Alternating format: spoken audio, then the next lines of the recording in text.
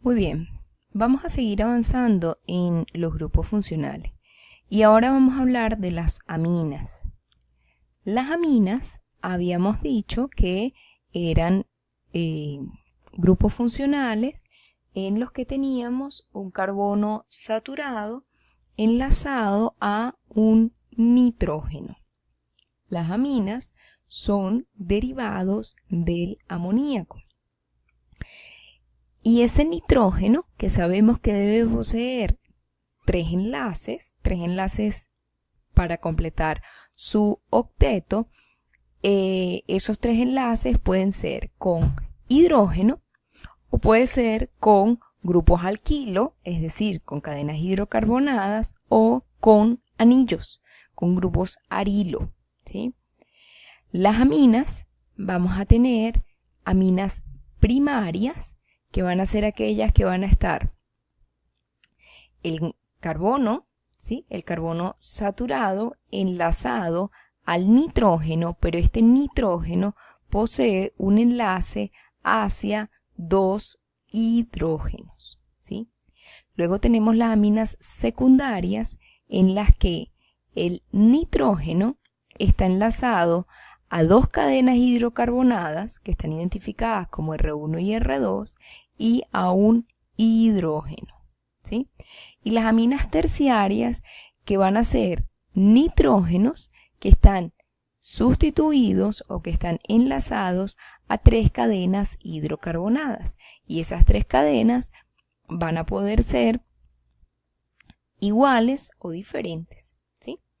Fíjense que en las aminas primarias y en las aminas secundarias, en estas dos estructuras tenemos hidrógeno enlazado a átomo electronegativo.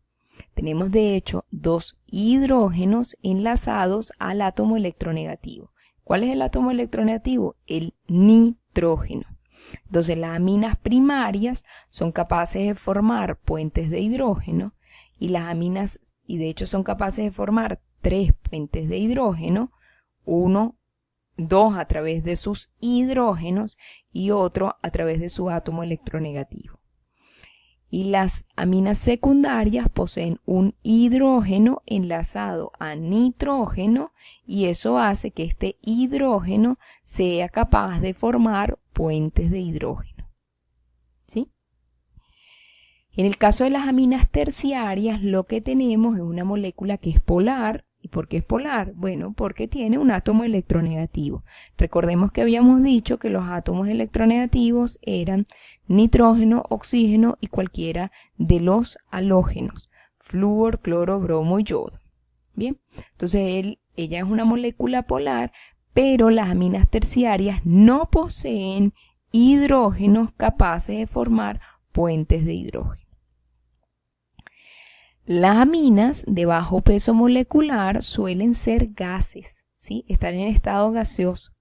Entonces ellas suelen poseer olores, y en la medida en que son de menor tamaño o de menor peso molecular, tienen olores similares al pescado, ¿sí? Las aminas todas son capaces de formar puentes de hidrógeno con el agua porque poseen un átomo electronegativo, ¿sí? Las aminas, como vemos, poseen cadenas hidrocarbonadas y dependiendo del tamaño de esa cadena hidrocarbonada, pues eso va a afectar su solubilidad, así como lo hacía con los alcoholes. En la medida en que tenemos cadenas hidrocarbonadas más grandes, entonces vamos a tener menor solubilidad en agua. Como les dije anteriormente, las aminas primarias y las aminas secundarias poseen hidrógenos capaces de formar puentes de hidrógeno, ¿sí? Como las aminas son compuestos polares, entonces ellas van a poseer puntos de fusión y puntos de ebullición más altos que los compuestos apolares de similar peso molecular, ¿sí? Habíamos visto antes a los alcoholes. Y los alcoholes dijimos que también son moléculas polares, ¿sí? Entonces, cuando nosotros comparamos los puntos de ebullición y los puntos de fusión de las aminas con los alcoholes, ¿sí?, que tengan pesos moleculares similares, las aminas tendrán puntos de ebullición más bajos, es decir, van a hacer la transición de líquido a gas a menor temperatura que los alcoholes. Y cabe la pregunta de por qué ocurre eso.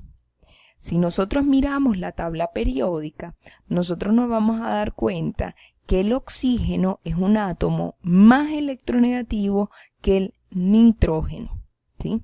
Eso quiere decir que el puente de hidrógeno que se establece con un hidrógeno enlazado a oxígeno es un puente de hidrógeno en el que hay una mayor atracción entre las moléculas, ¿sí? Y bueno, ¿y por qué hay mayor atracción entre las moléculas? Porque ese hidrógeno está más deficiente de electrones. En el caso de las aminas, al ser el átomo de nitrógeno menos electronegativo, entonces los puentes de hidrógeno que forman las aminas son interacciones más débiles. ¿Por qué? Porque ese hidrógeno es menos deficiente de electrones. ¿Comparado con qué? Comparado con un hidrógeno enlazado a oxígeno. Entonces, por eso decimos que las aminas poseen puntos de ebullición más bajos que los alcoholes correspondientes, ¿sí? Las aminas, por otra parte, tienen comportamiento de bases, es decir, ellas son aceptoras de protones. La capacidad que tienen las aminas para aceptar protones va a depender de los grupos que tengamos sustituyendo a las aminas, es decir, va a depender del tipo de átomos que hayan en la cadena hidrocarbonada, ¿sí? En general, los grupos que son dadores de electrones son capaces de aumentar la basicidad de las aminas, es decir, aumentan la capacidad que tiene la amina de recibir un protón. Mientras que los grupos que estén aquí en la cadena R, que sean atractores de electrones, entonces van a disminuir la basicidad de la amina, es decir, van a disminuir la capacidad que tiene para recibir un protón. ¿Quiénes son los grupos dadores y atractores de electrones? Bueno, aquí tenemos a los que están identificados como activantes, son los grupos dadores, mientras que los que están identificados en esta tabla como desactivantes son los grupos atractores de electrones. Mi recomendación es que aprendan estos grupos dadores y atractores de electrones para que puedan comparar la basicidad de las aminas. Las aminas tienen una característica interesante, y es que un grupo amino, un grupo, fíjense, carbono saturado enlazado a NH2, ¿sí? Forma parte de una estructura que veremos cuando veamos química de los alimentos, que se llaman aminoácidos. Esos aminoácidos son capaces de formar enlaces covalentes, o sea, varias moléculas con esta estructura empiezan a enlazarse unas a otras para formar un polímero que se llama proteína, ¿sí? Entonces, en ese sentido, es bueno que tengamos presente que los monómeros son moléculas de bajo peso molecular, ¿sí?, que son normalmente no hidrolizables, es decir, yo no las puedo partir, y que son capaces de formar enlaces covalentes con otros monómeros. Cuando dos monómeros se enlazan a través de un enlace covalente, eso se llama un dímero, ¿sí? Y cuando se enlazan entre 3 y 20 monómeros, eso se llama un oligómero, y cuando se enlazan más de 20 monómeros tenemos polímeros. Y nosotros vamos a ver en química de los alimentos que tenemos dos grandes moléculas poliméricas en los alimentos, que son los carbohidratos y las proteínas, ¿sí? Las proteínas y los carbohidratos son polímeros, ¿sí? Las proteínas son polímeros de aminoácidos y como acabo de explicarles, los aminoácidos son moléculas que poseen un grupo amino, ¿sí? Mientras que los carbohidratos son polímeros de una estructura que estudiaremos en química de los alimentos que se llaman monosacáridos.